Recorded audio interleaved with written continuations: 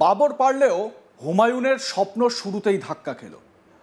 ইতিহাস ঘাঁটলে জানা যায় সম্রাট বাবরের নির্দেশে মীর বাঁকি 1528-29 সালের মধ্যে, মানে 1528 থেকে 1529 সালের মধ্যে বাবরি মসজিদ তৈরি করেছিলেন। সেই ঘটনার প্রায় 500 বছর পর তৃণমূল বিধায়ক হুমায়ুন কবির বাবরি মসজিদ তৈরি করতে গিয়ে বড় ধাক্কা খেলেন।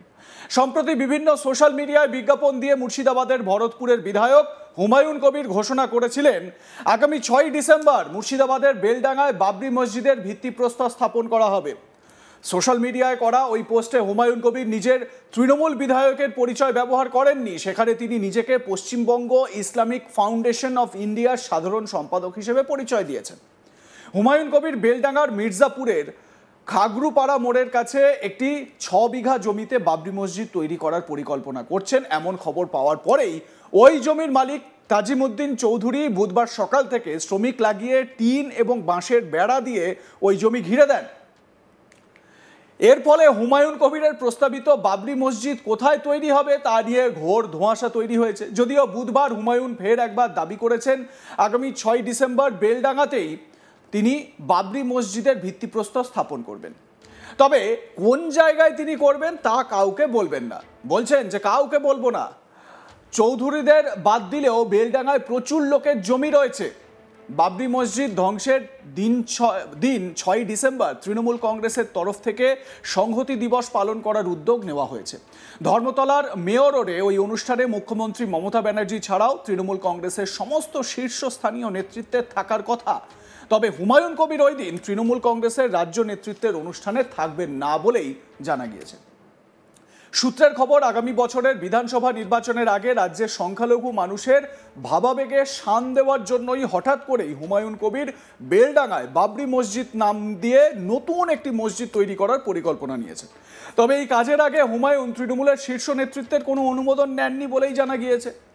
খাগরুপাড়া মোড়ে যে জমিতে হুমায়ুন কবির এই মসজিদ তৈরি করার পরিকল্পনা করছিলেন, আজ সেই জমির প্রকৃত মালিক তাজিমুদ্দিন চৌধুরী লোকজন নিয়ে এসে টিন এবং বাঁশ দিয়ে চারপাশ ঘিরে দেন। ছবিতে আপনারা দেখতে পাচ্ছেন হুমায়ুন কবির তার অনুমতি না নিয়েই ওই জমিতে বাবরি মসজিদ তৈরি করার পরিকল্পনা করায় হুমায়ুনকে এক হাত নেন তাজিমুদ্দিন চৌধুরী। তিনি বলেন, একদিন এই এলাকা দিয়ে যাওয়ার সময় হুমায়ুন কবির এখানে এসে বসেন। সেই সময় কয়েকজন আমিন এই জমি মাপার কাজ করছিলেন। এরপর বিভিন্ন সোশ্যাল মিডিয়ায় ছড়িয়ে পড়ে এই জমিতেই হুমায়ুন কবিরের প্রস্তাবিত বাবরি মসজিদ হবে। তারপর থেকে এখানে প্রচুর লোকজন আসছে, সেই কারণেই আমি জমি ঘিরে দিলাম। এখানে প্রায় 6 বিঘা জমি রয়েছে। এই জমি হুমায়ুন কবির কোনোদিনই কেনেননি।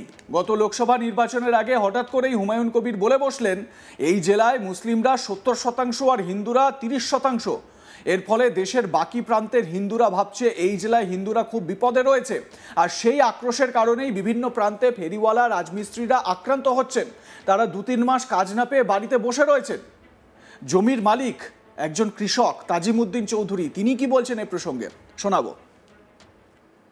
আমার জায়গাতে আমি ঘেরছি এটাকে কেন হঠাৎ করে ঘেরতে? হঠাৎ করে ঘেরছি, এই লোক এসে ভাবছে যে জায়গাটা ফাঁকা পড়ে আছে, এখানে হবে মসজিদ হবে, তাই ভাবছে এখানে। আর এখানে হুমায়ুন একদিন রাস্তাতে যাচ্ছিল, আমার জায়গাটা সেই আমি মাপজোক করছিল, এখানে বসেছিল। তো পাবলিকও হয়তো ভাবছে, কিংবা সোশ্যাল মিডিয়া যারা কাজ করে তারাও ভাবছে হয়তো এই প্লেসটা হয়তো ঠিকঠাক হয়েছে। আজকে ঘেরতে লাগলেন কেন? আজকে ঘেরতে লাগছে যে সোশ্যাল মিডিয়াতে লোক আসছে, এখানে ভাবছে যে এই প্লেসটা এই যে ভিডিও করার জন্য ওকে ঘেরতে বাধ্য হচ্ছে। এবং চাষও করছে এই কারণে কথা, অন্য কোনো কারণ না। হুমায়ুন কবির তো জায়গাটা কিনেছিল না কিনে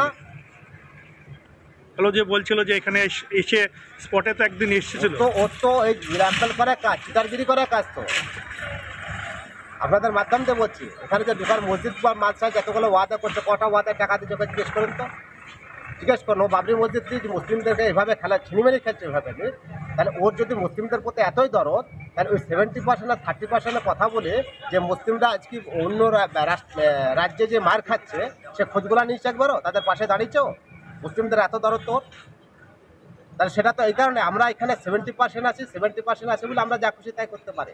তাহলে এখানকার মুসলিমরা, হিন্দুরা, বাইরেকার হিন্দুরা ভাবে যে এখানকার হিন্দুরা খুবই বিপদের মধ্যে আছে। সেই হিসাবে তো সেই আক্রোশটা তো আমাদের এখানকার যারা সাধারণ খেটে খাওয়া মানুষ, যারা ফেরিকিরি করছে, যারা ব্যবসা করতে যাচ্ছে, যারা রাজমিস্ত্রির কাজ করছে, তারা সেখানে।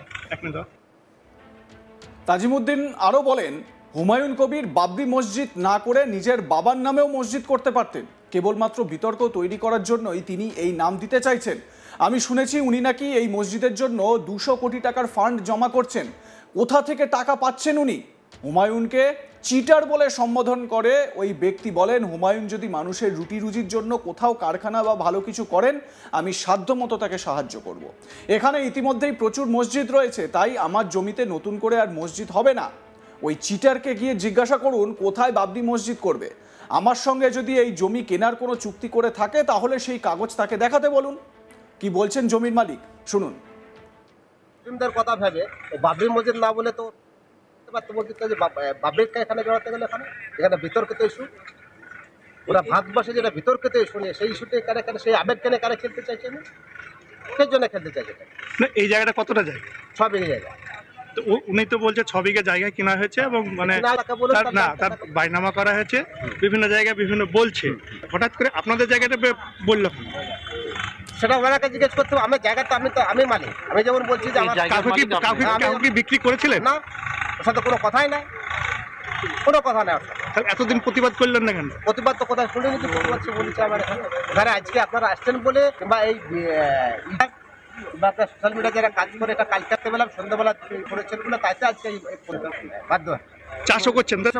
বাবরি মসজিদ কোথাও হবে তাকে জিজ্ঞেস করে, সে চিটার মানুষের আবেগ তেলে খেলা খেলছে না, তাকে জিজ্ঞেস করেন তার জায়গাটা কোথায়, তার প্লেসটা কোথায়। সে 200 কোটি টাকা ফান্ডিং করবে, তার ফান্ডিং করার তার সে প্লেসটা কোন জায়গায় আছে তাকে জিজ্ঞেস করুন, তাকে জিজ্ঞেস করুন। সে এখানে একদিন বসেছিল, রাস্তাতে যাচ্ছিল, আমার জায়গাটা আমিন ছিল, আমিনে কাজ করছিল, আমরাও ছিলাম সেখানে বসে। এবার লোক ভাবছে তাহলে এটা তো বসেছে মানে এটা ওয়ান সাইড জায়গাটা কিনে নিয়েছে, আর সেটাই ও মার্কেটে করছে। এই জায়গাটা না থাকবে বড়ার বোর্ড, তাহলে তার সে তো বলেনি প্র্যাকটিক্যাল এই জায়গাটা মানুষের ভাবছে যে তাহলে এই জায়গাটাই হবে, এই জায়গাটা ফাঁকা পড়ে আছে।